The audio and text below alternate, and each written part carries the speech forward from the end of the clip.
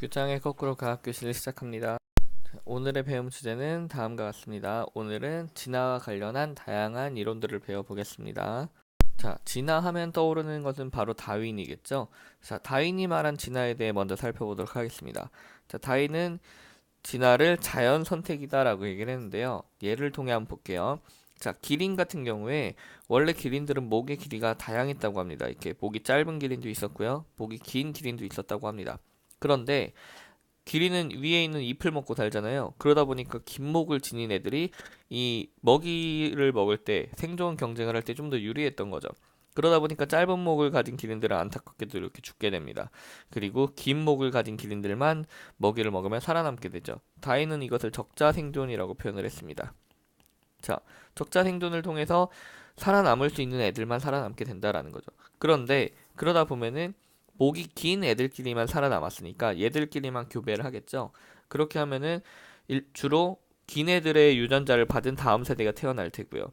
그렇게 해서 세대를 거치면 거칠수록 점점 긴 목을 가진 기린들만 유전이 되겠죠. 그 유전자가.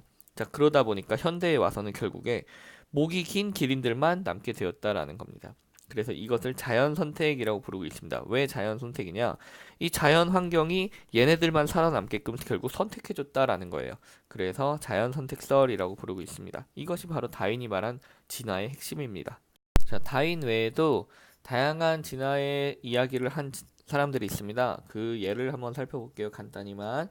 자, 첫 번째로 용불용설이란 게 있습니다. 이것은 동물의 기관은 사용할수록 발달하고 사용하지 않는 기관은 점점 퇴화되며 그것 또한 유전된다라는 겁니다. 즉, 기린으로 설명을 하면 원래 기린들은 목이 짧았는데 나무 높이 있는 걸 먹기 위해서 목을 쭉 뻗다 보니까 목이 길어지게 되었다라는 거예요. 후천적으로. 자, 이렇게 된데 이 후천적으로 길어진 게 또 유전이 된다라는 겁니다. 자, 그럴듯하죠? 그런데 이것은 문제가 현대에 와서 보니까 현대 유전학에서 보니 후천적으로 생성된 이런 형질들은 유전이 안 된다는 것이 밝혀졌습니다. 자, 두 번째로 돌연변이설이 있습니다. 이것은 생물의 변화가 갑자기 발생한 유전자의 변화, 즉 돌연변이에 의해서 생물이 진화하게 된다라는 겁니다. 자, 우연히 돌연변이가 갑자기 탄생해요. 걔네들이 환경에 적응하고 살아남아서 유전을 시킵니다. 그러면은 진화되어 새로운 종이 된다라는 거죠. 그럴듯하죠? 그런데 이것은 문제가 뭐냐면요. 주로 돌연변이가 일어나면은 긍정적인 경우는 별로 없습니다. 주로 돌연변이가 일어나면 부정적인 돌연변이가 많아요. 사람으로 치면 장애 같은 것이 많이 생깁니다. 그런 게 돌연변이인 경우가 많죠. 자, 세 번째는 격리설이 있습니다. 자, 같은 종이라도 지리적으로 격리되었을 때 그럼 서로 생식을 활동을 못하니까 서로 다른 종으로 진화하게 된다라는 겁니다. 자, 지리적, 생식적 격리가 일어나면은 그 안에서 이제 그 환경에 맞춰서 변이가 발생을 하고요. 그런데 변이가 됐는데 서로 격리돼 있으니까 서로 생식을 못하죠. 그러다 보니까 지들끼리만 서로 생식을 해서 새로운 종이 아예 돼버린다라는 겁니다. 자, 이것은 현대에 어느 정도 받아들이고 있어요. 자, 격리설은 현대에도 진짜 이럴 것이다라는 그런 가능성이 많다고 지금 인정을 받고 있는데요. 다윈의 진화론과 함께. 그런데 격리설만 두고 보면 문제가 뭐냐면요. 이것은 특정 지역, 즉 격리된 특정 지역의 진화는 설명하지만 일반적인 지역에서의 진화를 설명하지 못한다라는 단점이 있습니다. 자, 앞에서 다양한 진화설들을 봤는데요. 오늘날은 진화를 어떻게 말하고 있는지 한번 보도록 하겠습니다. 이 토끼의 예를 주로 많이 들고 있는데요.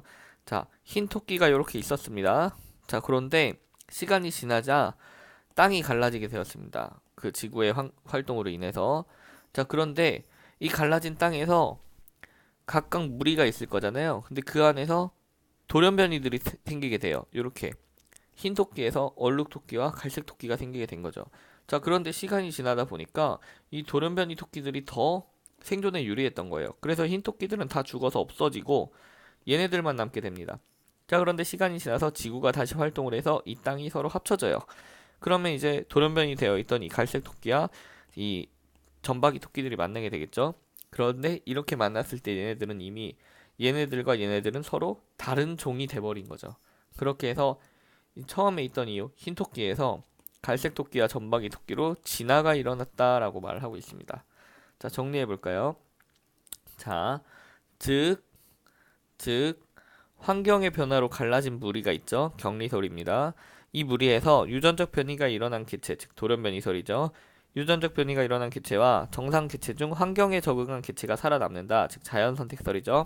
그랬을 때 이 살아남은 애들이 독자적으로 진화해서 새로운 종이 된다, 이렇게 말을 하고 있는 것이 바로 오늘날의 진화의 과정입니다.